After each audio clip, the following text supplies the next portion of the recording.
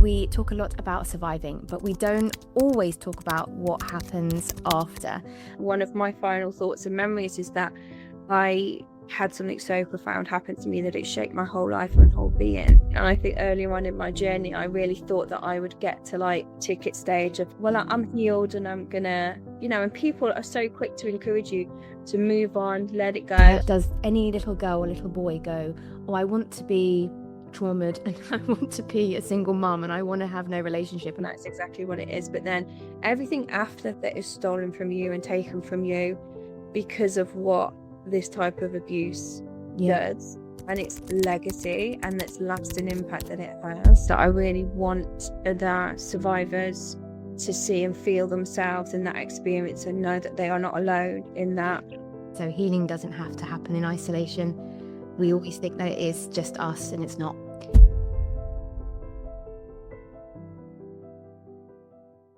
Hi everyone, and welcome back to the Be Brave Project podcast. Today's episode is a really important one because we talk a lot about surviving, but we don't always talk about what happens after.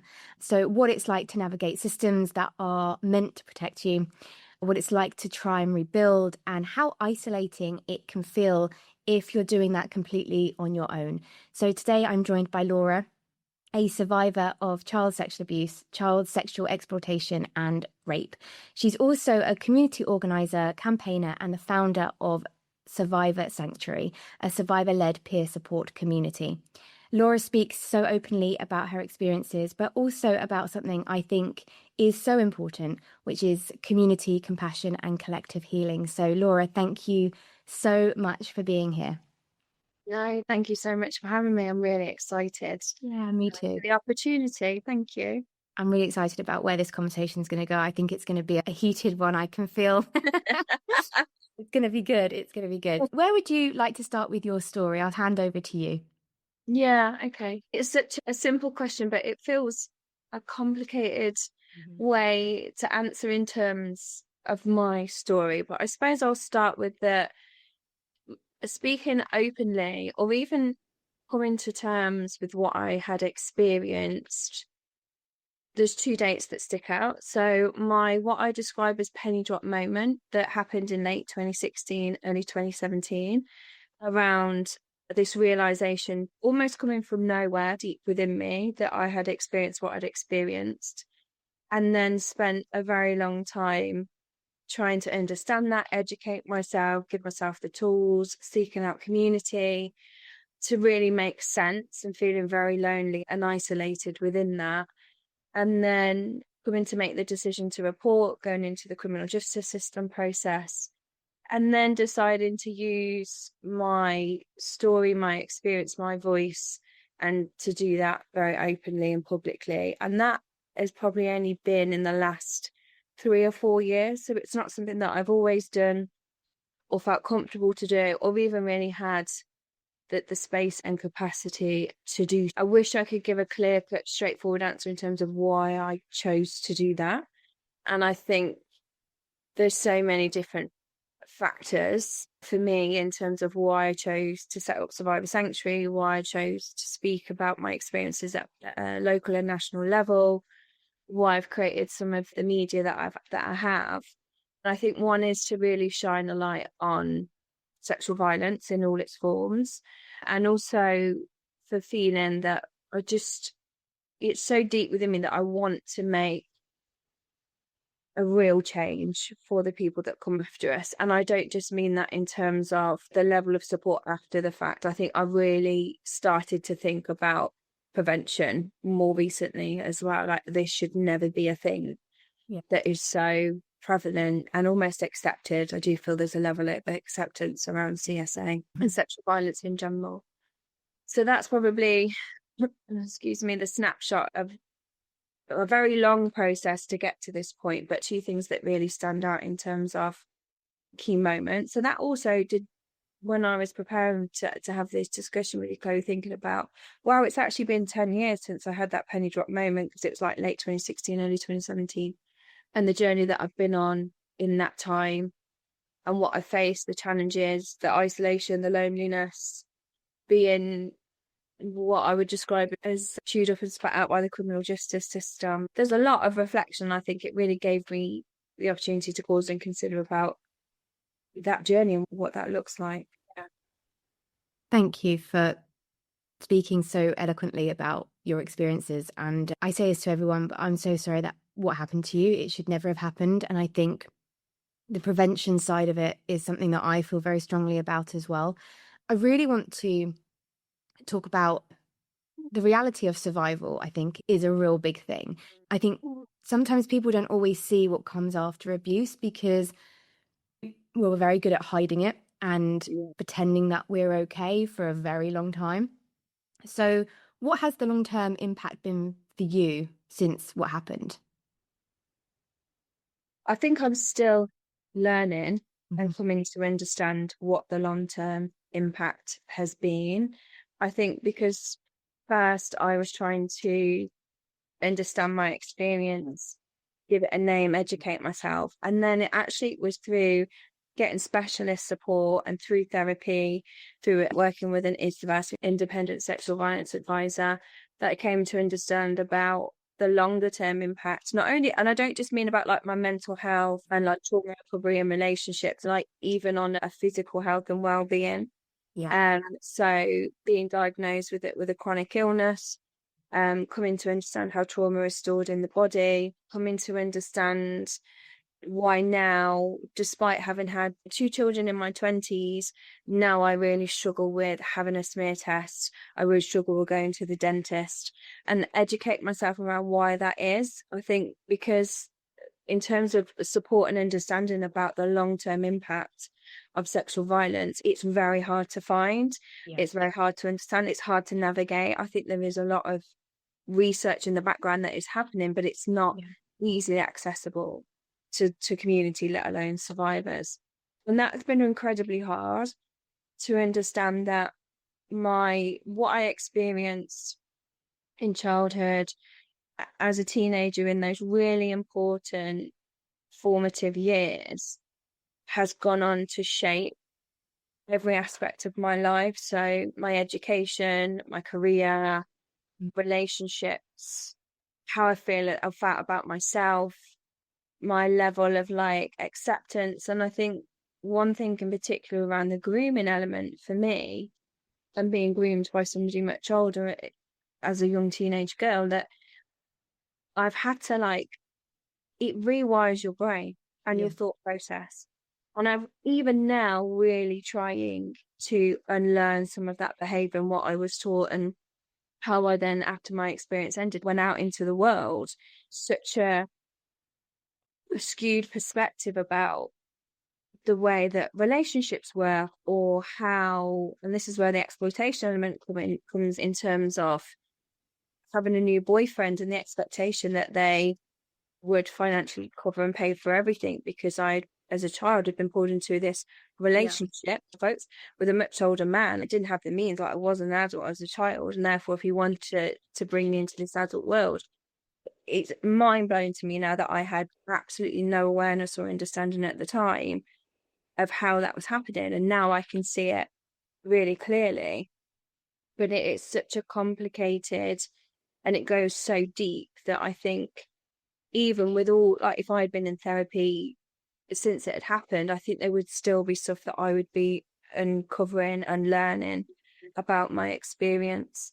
And what a big thing for me is how I feel about my body, how I feel about my genitalia. Like it is all encompassing. And I'm not trying to sensationalize, I'm not trying to be dramatic about that. That is speak Mhm. completely from my heart, and that is my truth, and being really honest, because again, being in control of our own story and our own narrative, it just doesn't happen. And I don't think we're given the places and spaces to be able to do that. So I try and bring that where I can, where appropriate, to really share that. And for me, the biggest motivation why answering questions like this and talking about my story is that I really want the survivors to see and feel themselves in that experience and know that they are not alone in that.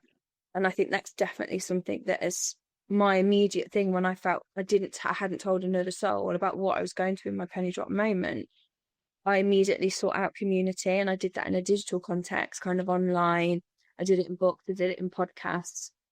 And that feeling of when you see all our experiences are different, but the impact can be very similar. And when Yeah. you see an element of that, and it just means that for me, like to be able to take that breath of, okay, I'm not going crazy. I'm not alone in my experience with this. Like this, what I'm experiencing and the impact that it's had is normal, for want of a better word, because what trauma does, and sexual trauma and abuse just to every fiber of your being. I think we could talk for probably weeks about it in terms of, and I'm not an expert, I'm just going off my own experience and how I've educated myself and talking to other survivors. And I'm in a situation now where I'm supporting a very close friend in terms of coming to understand her experience, very similar experience to mine in childhood, and coming to learn about the impact she is at a different part of her journey, but where I've been, and to be able to just listen and say, I hear you, I see you, I understand.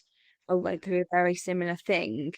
And I know that means a lot to her. And I'm really grateful that I'm able to do that for her. I'm heartbroken that she's also had something similar, and that I remember as clear as day going through exactly the same part of this journey is that what she is at now.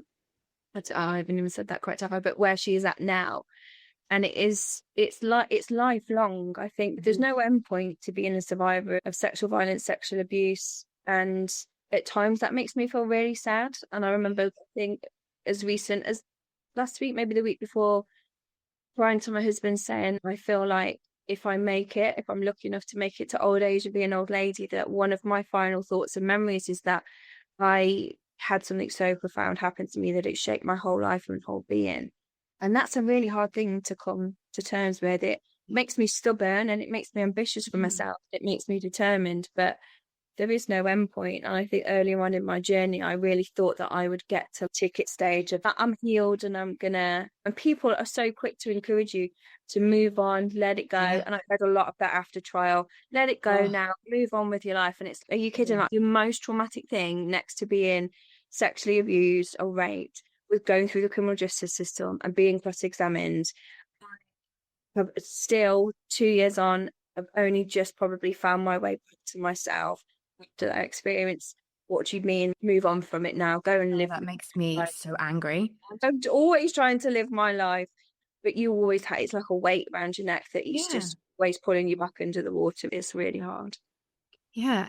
You said so many things in that I want to dissect. Yeah. Thank you for that. It was, again, you're speaking so eloquently and articulately, and it's amazing. And I think this is going to come over so well to other people that are listening. And the long-term impact is a real thing. Yeah. So it's going on to how trauma can affect relationships. This is a massive one for me as well, because I've been in so many toxic relationships and actually seeked out people. And it's only something that I've really realized now, where I've thought, I'm actually seeking out people that are going to also emotionally abuse me in a way as well. So how do you think that relationships do affect people after abuse and your sense of self and your safety? It's such a good question. Just like around sense of self and safety. Like where to start. But I suppose for me, I mean, I met my husband very quickly after my abuse hadn't really ended. They did later go on to rape me as at 18 as well, to all of my experiences from the same perpetrator. And we both had a significant amount of trauma playing out in real time. We definitely trauma bonded. The way we treated each other was appallingly. We would argue every day. It was the most unhealthy relationship. But yet here we are 24 years later and been married for, lost count, nearly 16, Wow. 17 years, 17 years, nearly 18 years. But with that, we've grown together, we've matured, we've had a family, we've both figured out who we are, we've consistently continued to commit and show up for each other. But there has been points where I feel like and I when Luke listens to this, like, I love him very much. I've said to him, like, would we have found each other? Would we have stayed? Would we have worked through it because of our experiences? Is that a healthy thing? Has that been a good thing? And I think my sense of self, like, I already had little to no self-esteem, which is what perpetrators look for. And I think it probably was until so I'm 41 now, nearly 42. And I very clearly remember turning 30 because it was one of the best years of my life. I had so many wonderful things happen that year. And it was such an alien concept to me that I was like, do you know what? I actually quite like myself and who I am. I don't mean on a physical, like material level, like Yeah. who I am and my values and who Laura is. And it was so empowering, but it also made me feel incredibly sad. Yeah. And that I'd got to 30. I think I accepted behavior from friends, employers, men Yeah. that I just wouldn't accept now. That's probably also because I am in my early 40s. I'm also very perimenopausal. It's like a rebirth of letting go of all the crap that's come before. And I think for me, being one of the world's biggest people pleasers, I think that's what also trauma does. I think it's what Yeah. sex abuse trauma does.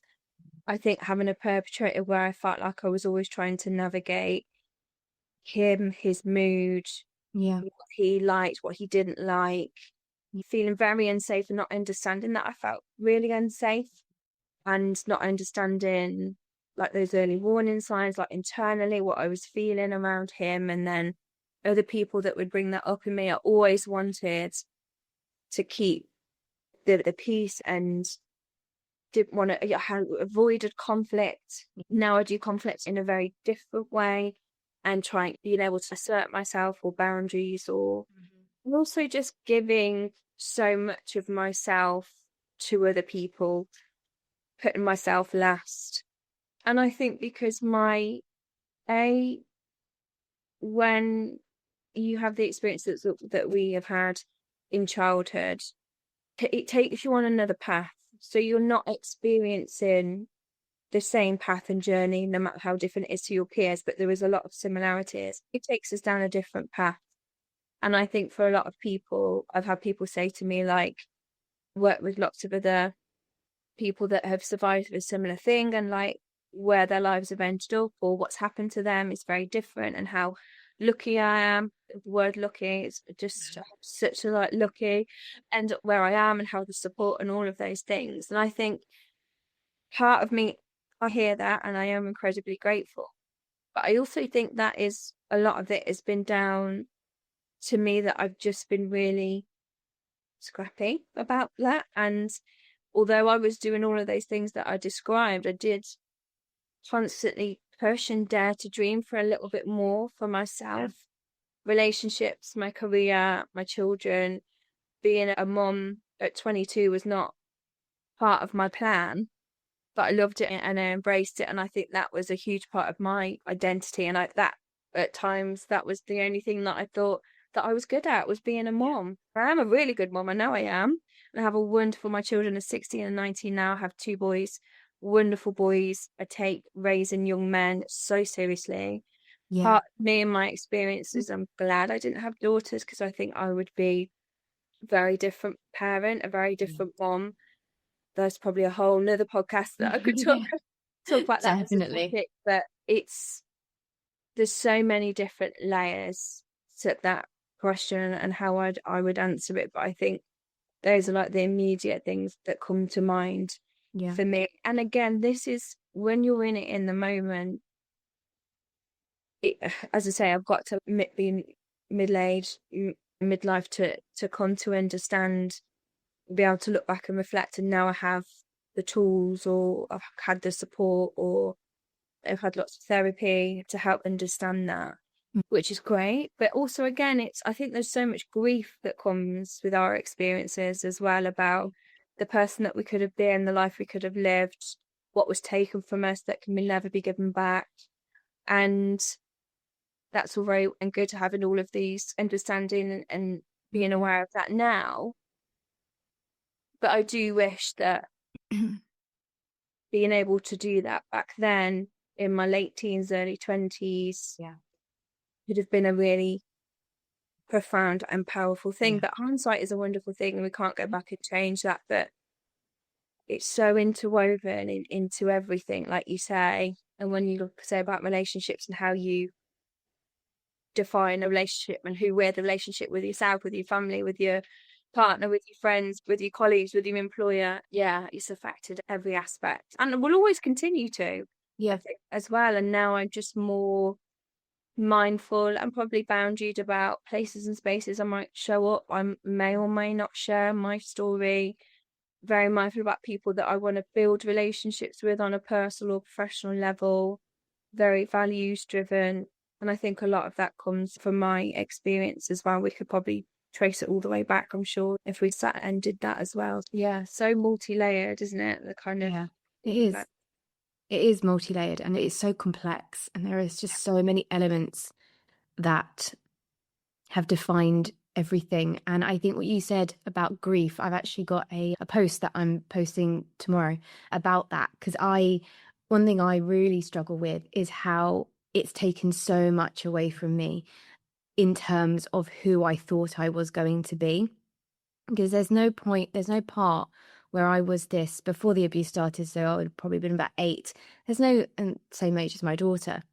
I asked her not long ago, I said, what do you want to be when you grow up? What, not once does any little girl or little boy go, oh, I want to be traumatized and I want to be a single mum and I want to have no relationship and I want to be having all you just don't do it. You have this fairy tale dream of I want my career, I want to be in a happy relationship, I may want to have children, I want to be living happily in a safe house, and you have all these dreams, don't you? And none of those have happened for me. I always wanted to be an actor from a very early age. It's what I wanted to do. It's the only thing that I was actually good at. I was very dyslexic and I found academic work just very hard. And I did it a little bit in my 20s, but then the issue with what happened to me, it came up when I went to the courts and went through that investigation. That fucked everything. And then my career went on hold.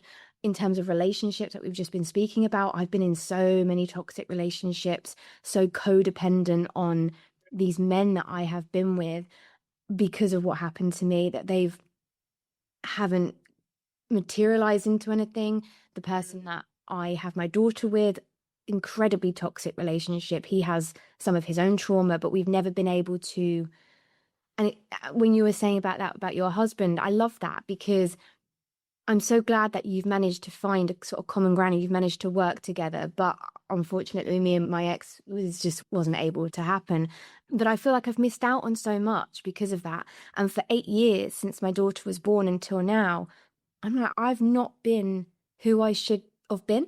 I have been a mum and I've been very much focused on that. And I think I'm a great mum as well. But I've been so living in this little trauma bubble where I didn't know who the hell I was. I had no idea who Chloe was. And another thing I found really interesting, I saw the other day, and I was like, God, this is me. How when a lot of people that have gone through trauma, especially CSA, where you don't know who you are and you're trying to find your identity. So what you do is that you change your appearance so much. One thing that I have always done throughout my whole adult life is dye my hair. I have been every single color under the sun, and I've never liked any one of them because it's never really felt like me. And funnily enough, about 4 months ago, maybe 5 months ago, since starting all of this, I can go back. This is my natural color. And I've not been my natural color since I was about 18. yeah. And I can actually be me. And I feel like I found who I should have been all those years ago, and it's now finally me. But I've missed out on a massive chunk of that. I've missed out on relationships and getting married and having that close-knit family unit. And I don't have that. I love my daughter. She's literally my best friend and we do everything together. But I'm still a single mom. It's still just me and her. And I don't have that loving relationship that I so desperately seek and want. But I've self-sabotaged all of them, and it is a real thing. It is like grief. I'm grieving the person that I could be, and you go through all the same elements that people go through in grief. that anger, that, or whatever the steps are. And I found that when you said that, I was like, yes, it's something that I'm really struggling with at the moment. I feel a lot of anger at the moment. I'm in that step where I'm like, oh, fuck's sake, like you've taken so much away from me. I am regaining my power and I am starting to take it back, but I'm 37, I'm 38 this year. I know that's not old, and I know that isn't, I know I'm still young, but it's a massive freaking chunk of my life where I could have done something else and I haven't been able to, and I feel like it's been robbed. Yeah, There's a lot of anger there. definitely. And I think, and I that really resonates with me about having something taken from you that can never be given back, Mm. not only in terms of what's been like, and I always describe it as like the crime that was committed against us in our experiences, because I think people forget that is cool, that's exactly what it is. But then everything after that is stolen from you and taken from you because of what this type of abuse Yeah. does, and its legacy and its lasting impact that it has. And that really resonates with me. And the angry thing, so very similar to you, I had a breakdown. I think that was intertwined with the impact of the pandemic. Or have you lost me? I've Yeah, I frozen think you've inside. frozen. Oh, there you are. Yeah, intertwined with the impact of the pandemic. But all I could experience, the only emotion that was coming up for me was anger. Yeah. And I think we're so dismissive of anger as an emotion, particularly in women, that it's unhealthy, that you don't show your anger, you don't act in an angry manner. And I am not proud at all of how I was showing up at home, at Yeah. work, in relationships, members out in the community. I remember 2 distinct run-ins with men at that point. I think I actually thought I could physically fight one of those men, but that's like I was just so angry. And I think that is another thing that I find deeply frustrating in our experiences. That is the most common and natural of the Yeah. human emotion that you can feel. And it's not because we're bitter and can't move on about what has happened to us, of those things. It's because coming to understand what you've experienced and the impact and everything else. And again, come back to my friend who I'm supporting at the minute, and she's the least angry person. Like, I am a bit more of a personality, she is not. And to say, almost to give ourselves permission, it is okay to feel anger and to be angry and to show up angry, Yeah. and to show how much pain that you are in, or to try and process that. Because what I have learned is that when you have these experiences and you have experienced this trauma, that when you swallow that down and when you put that in a box and you push it away, it will work its way back up Yeah. to the plate and make you incredibly unwell. And I saw a meme the other day, and this is not to joke about our experiences, but it was something about having a chronic illness, and it was saying, babe, it's because you've been holding a screen for 40 years. And like, it made me laugh, but it also I thought, I know why I am so sick. It's because I have held in that trauma and that Yeah. emotion and what happened to me. I replay my experiences every day. Yeah. I don't have to close my eyes. I don't have to visualize. I don't have to meditate. It plays like a slideshow behind my eyes all the time. I'll be cleaning, I'll be cooking, I'll be working, I'll be in the shower. There will be some memory or some experience or some reminder or remembering, Flashback. a flashback happening. And it's so important to not to let it happen, but I think I have suppressed it for so long. I Yeah. know that my brain and my body is now trying to figure out. We are reminding ourselves of some of the things that have happened to us and the impact that had. But I don't think people understand how exhausting Yeah. that is. And then you say, you're being really angry, or you're being really difficult, or why are you so emotional, or what? Yeah. And if we were educating, sorry, ourselves as a community, as people, relationship, society, about the kind of the long term impact. And I think it just speaks to our culture of, and this is why it's so closely interlinked with CSA, of this whole ignore it, brush it under the carpet, Yeah. don't name it. Don't, for heaven forbid, you make anybody feel uncomfortable Yeah. or think about that. like the power that then gives back to perpetrators, and they are prevalent, they are Mm. everywhere. And Yeah. I've said this in a lot of my work and some of the speeches I've delivered. Not statistically, I think most people know, you will know a victim Yeah. survivor of sexual Yeah. violence, domestic abuse, but you're also just as likely to know a perpetrator. 100%.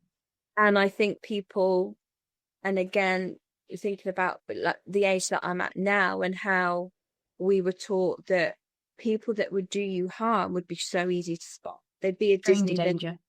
stranger danger. You wouldn't know them. They wouldn't be somebody within your Yeah. network, your family, your way, the sports club that you go to, or none of that. And they'd be easy to spot their features, Mm. and gosh, are we really letting down a whole generation of children and young people? And I'm glad we've moved away from that now. Yeah. But even that in itself, in terms of being able to spot harm or perpetrated behaviour, and I think it's comfortable for people, isn't it, to go, oh, CSA happens in isolation. It Yeah. happens over there. It happens to a certain type of person. And the Hmm. people that are perpetrating these crimes and this abuse, they're this sort of person. And they're doing this because of X, Y, and Z. I love how we always hear people explain and rationalize and normalize a perpetrator's behavior, but heaven forbid, as a survivor, that you want to talk about it, or Yeah. that you want to empower, or that you feel angry, or that you want to report and you want to seek justice. And Hmm. the whole concept is, to me, is it's really, it should be the reverse. Absolutely. 100%. I feel like the more that we scream about it and talk about it, people can't run away from it. And this is one thing that I say, I will continue. I will continue to shout and scream until it's received, because I'm doing a lot on social media at the moment, and the amount of messages and comments that I am still receiving from men, and I'm not saying it's all men because it's not, but all these comments and all these DMs that I'm getting are from men. And they, I won't say what they're saying, they're hideous, they're really not very nice, and I've had to report quite a few of them.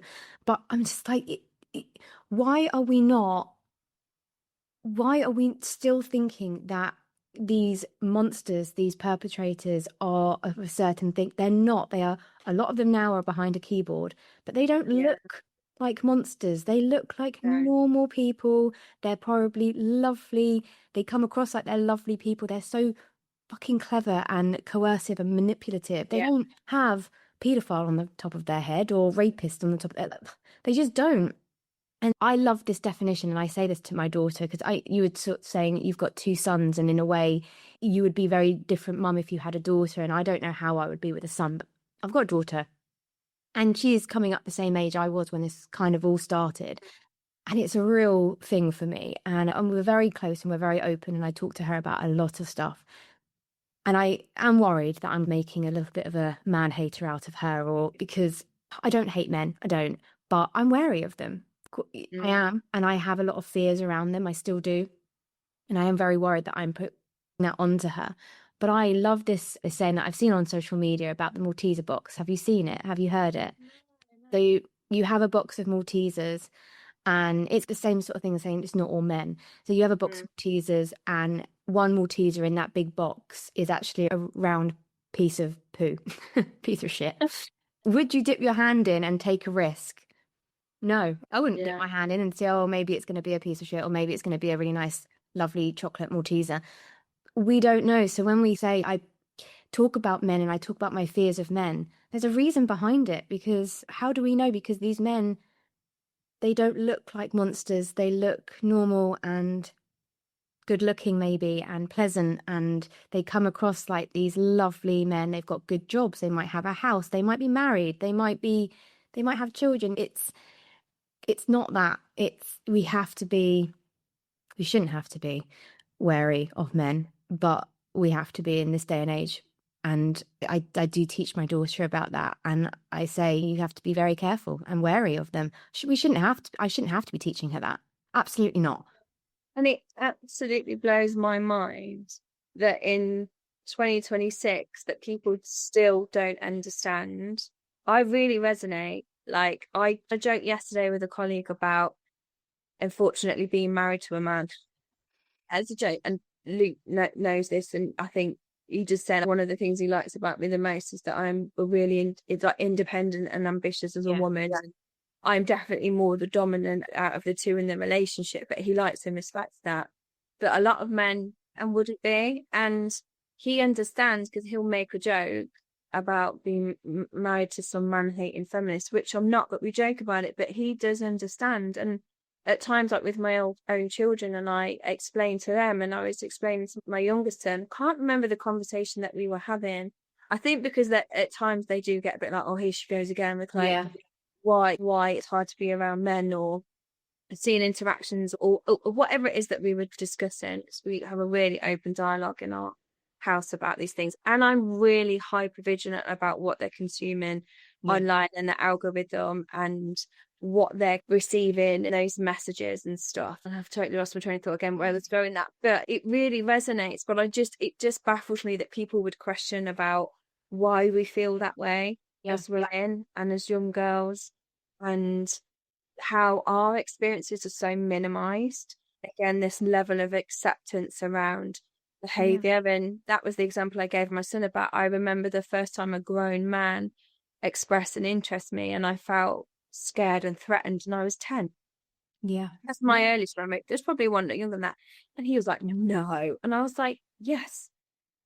Made to feel really uncomfortable, was trying to like sexualize me in some way, or just into, and I thought, this is so off. But I was taught about you respect your elders, you respect people in position of authority, you don't question it. And Just making a joke. It's not that bad. They're your uncle, like they're your friends, your dad's just friend, or it's always like this, we push this level of, I think we're coming away from it a little bit now, but like this level of acceptance around this behavior. And I think the more we minimize, or although I do use humor a lot, but, and I don't know whether we're doing that because it makes it easier for ourselves, a bit more palatable, but this is like people's reality like all over the world, day in, day out. Like we really need to be understanding the level of severity and impact. And we're not, I think it's really easy to be labeled as, and it's not men per se that we hate, it's the patriarchal structure, society, how it is set up. Like we are so impacted by that as well. And again, it's just another layer of, I think, why our experiences, the trauma, the impact for us is the way that it is, because of how society expected levels of behavior. And also when you were talking about the hate that you're experiencing online, I just struggle to understand how, if somebody is talking about their experiences and the impact of something that so profound, and people talk about their absolute hatred for paedophiles or nonces or whatever they call them, but yet you're doing that, first response is to write a comment or something hateful or to message you. And I think I would say to those people that I would maybe stop and take a breath before you do that, but that possibly it's because you're holding up a mirror to their 100%. behavior, and they It's can a see projection. themselves in what you're saying, and they don't like it. And we all know this in terms of perpetrators, they do not want to be called out on their behavior. They do not want to be seen to be losing any power of and control. And I think that's another thing that I think people that haven't experienced what we've experienced come to understand, that these crimes are not always sexually motivated. There's so much around power and control comes into this, particularly around CSA. It's a very important factor and component even around, particularly in childhood, like sexual abuse. It's still there and prevalent when it's adults, but I think that is another layer. And again, I think that is forgotten, and we see it in the victim blaming and the questioning of young people, young children, in fact, that were trying to seek justice and have their perpetrator convicted, like the way that they're cross-examined and the questions that barristers are allowed to ask it truly makes me sick to my stomach. But again, people just go, that's the way it is, and that's how the criminal justice system works. And there is so much always put back on the victim all the time. It's very rare it's put back on the perpetrator. Oh, 100%. We haven't got much time left, and I wanted to I really wanted to talk to you about the justice system because we've been on other calls recently about this, and I know that you feel very strongly about it. I feel very strongly about it, and how your experience and my experience, and how there is not enough support out there for victims. And I would love to talk to you about what you think needs to be changed, but we have run out of time, so Mm. maybe we could do another call. Yeah, Could just be around the justice system and what we think needs to change, and what you're doing, what your work is around yeah, that. Because this hour's gone like that, which it yeah, always does, because I could talk, and I say this to every survivor or professional that I've spoken to on this podcast, I could talk to everyone for hours and hours, but I'm not sure the listeners would want to sit there for that long. But yeah, I could today, if you're interested, could definitely do another one about the justice system, because it is something that yeah, I have mentioned about it in several episodes, but we haven't actually done a episode solely on that. So if you're interested, definitely can come back to that. And so yeah, I'd love to. if people are listening today and thinking, okay, yeah, we can come back to another episode, because yeah, like I said, I know that you've got a lot to say about it. I've got a lot to say about it. We could definitely have a good discussion. And I also would like to talk to you about Survivor Sanctuary, which we haven't really touched on as well, and what you're doing and the work that you're doing, because it's incredibly important. And then yeah, a little bit more about your hope and healing. I think today's Mm. episode and what we've spoken about has been really formative and profound. And like I said, you're very articulate, and you have spoken so much truth, and I think it's amazing, and I think this has been a great listen. So if you are interested, we can definitely get another one in. I'd love to. Yeah. Yeah.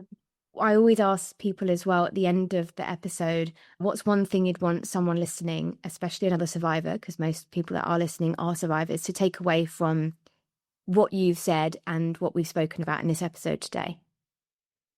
I think my hope is that they can see themselves within what we've both shared, what we've spoken about, that they feel less alone, that they feel seen and heard in some respects. As I say, our experiences are so different, but the impact is, it can be so similar. And I think that's probably something that I also look for in myself, like of just that. And I think I described it as we were talking about, just that being able to take a breath and just having a really short moment of calm to be as like a reminder, and almost like that validation, I think, a feeling in your experience and what you're going through. And a lot of the time, yes, I am very vocal and I'm very passionate, but there is a lot I don't share, and there is a lot I don't talk about, or that I would never say out loud. I've probably never even said out loud to a friend or my husband or anything. So I think for me, seeing yourself and feeling heard, even though we're the ones doing the talking, Yeah. that really resonates, because I know that from my own experience, that is something, that moment of calm and connection, and just being able to, as I said, take just a short breath and a break from what daily life is like, even so far on my journey and my healing, that Yeah. I'm still seeking an element of reprieve or solitude, if that's the right word, from that, because it's all still happening in my head. It's all still there. It's not gone Yeah. anywhere. So I hope Yeah. that they have come on this journey with us, and felt some of those things alongside us as well. Yeah. I think healing from what's happened is so profound, like we've spoken about, it's so complex, and you're going to be in so many different aspects of your journey. And it's not a race, it's not a marathon. It is a marathon, it's not a sprint. You're not going to get there within a day. Just sit with it and learn and take each step as it comes, because it is, when you were saying it's taken you a long time to get to where you are, it's taken me an awful long time to get to where I am. If I think back to 2017, when the first time I came forward, there is absolutely no way 2017 Chloe would think, oh, in 2026 I'm going to be sat here. Just an absolute way. No way. No, it is. It's a marathon. It takes a long time. So wherever you are in your journey, just know that you are taking those first steps, and it will, it can get better. It can get better. Uh, Yeah, thank you so much for sharing your story, Laura, and your honesty. Like I said, you've spoken so articulately, and the work that you're doing. And I know we haven't really touched on it, but we can definitely come back to it. It's incredibly powerful, and it's so needed. Your voice is so needed. Where can people find you on your socials or your platform if they want to have a little look on who you are and the Survivor Sanctuary? Yeah, so Survivor Sanctuary has a website which I don't know if you'll be able to link in, which really it's really easily found via a Google search. And then yeah, our socials, so we have an Instagram page, Survivor Sanctuary Cov is how you would find us there. And we have a link tree with all different ways that you can hear about some of the work that I've done, some of the campaigns we've done, with the podcast interviews and things as well. Yeah. Great. Thank you so much. I will link those in the description for this episode so people can find you for sure. And like I always sign off with these episodes, if this episode resonated with you, please know that you're not alone. There are so many of us out there that know how you're feeling and what you're going through, that will listen and that will stand beside you and walk along the journey with you. So healing doesn't have to happen in isolation. We Mm, always think that it is just us, and it's not. no. It shouldn't be any of us. But so Yeah. yeah. And as always, be brave. And thank you so much, Laura. It's been a pleasure speaking to you. Thank Thank you. you. Thank you so much. It's been a pleasure. And you take care. And I'll speak to you soon. Thanks. Thanks so much, Chloe.